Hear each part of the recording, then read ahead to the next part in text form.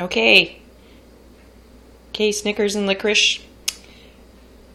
Since you're both cats from Virginia, and that's a declared, well, they're going to be declaring a state of emergency if they haven't already done that. At least that's what I've heard. And since you both come from there, why don't we tell everybody a bit about it? How to weather out this storm. And those on the West Coast? Sound good? That's the consensus. Okay, thanks. All right, that intro got your attention. I was debating on whether to make this video because I've become a little YouTube apathetic the last couple weeks with news and other stuff, meaning saturation from YouTube. But due to my work and also because the storm on the East Coast, this is real life stuff, and also now for people on the West Coast with the tsunami, this is just going over some information of some things that are good to have. When I say tsunami, meaning, from the earthquake, which happened last night, and the tsunami, I believe, has started to hit Hawaii, and then it will radiate out, but they say it's not too bad right now. Also, too, I'm not an expert camper, but just because I've been in situations where this does apply in real life. I've been without power for more than 24 hours, done camping, been in my car in wintertime for more than 24 hours. Oh, even though I was in a big city, I was without power. It's just, anyways, fortunately I was with a friend. We laughed about it later, but anyways, and it was wintertime and it was cold. So I am just going to go over some things that are good to have on hand. This is definitely for water. And when I checked online, at least on the East Coast, a lot of store shelves have already been emptied, at least in Virginia and some areas, other areas along the East Coast. So good to get beforehand. But what, because think you're not gonna be without water if it's like the power outages earlier in the summertime or with the flooding from a couple years ago. I was even talking to some people yesterday who know people in New Jersey who talked about how bad the flooding was there. So everybody knows somebody who has been affected by weather in the last couple years, or maybe even the storm that's going on right now. So water, good to have enough. This all stuff is for 72 hours. And basically how I've geared this channel is just for this kind of thing. I'm not saying massive prepper stuff, but and Patriot Nurse I'm going to defer to and put links to, I think, a couple of things that she has. But definitely, this is all good stuff to have. Because if you're suddenly without power, without water even, meaning, or whatever, that can certainly occur. I've had two siblings, one went through a hurricane, was out of their house for a month, another one went through a tornado. And I've had bad weather, but yeah, the East Coast especially seems to be slammed hard the last couple years. But basically, water, this is a liter and a half. A few of these, I would say, per person per day, a couple. So if you get maybe a flat of 24 water, meaning the 500 ml or the small bottles of water, is definitely good to have. A few of those. Here in Canada, you can get 4 liters of water for $1 something at some grocery stores. So that's definitely good to have. I just pulled whatever cans I saw first here.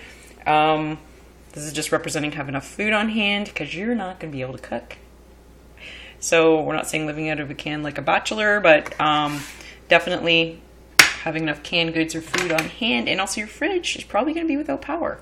So that's to think about too. So you don't want to open that 10 million times, and you have food that might spoil. So yeah, thinking about that, or even certain kinds of milk, not to sound gross, but the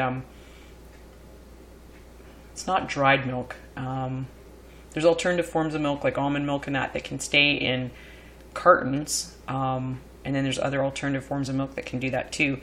But if you're tight in a pinch, I'm just saying for your being without water for a few days without power.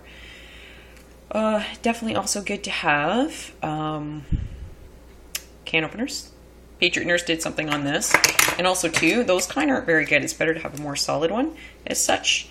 So that's just representing food.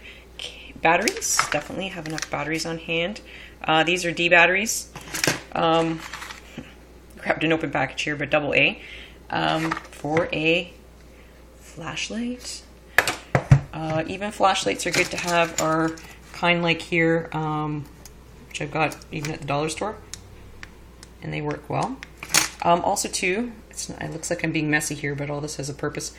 Make sure your cell phone's charged up, and you might want to watch the news and 5 million things on there, but just make sure that, excuse me, especially if you know weather's changing or coming through, have certain things powered up.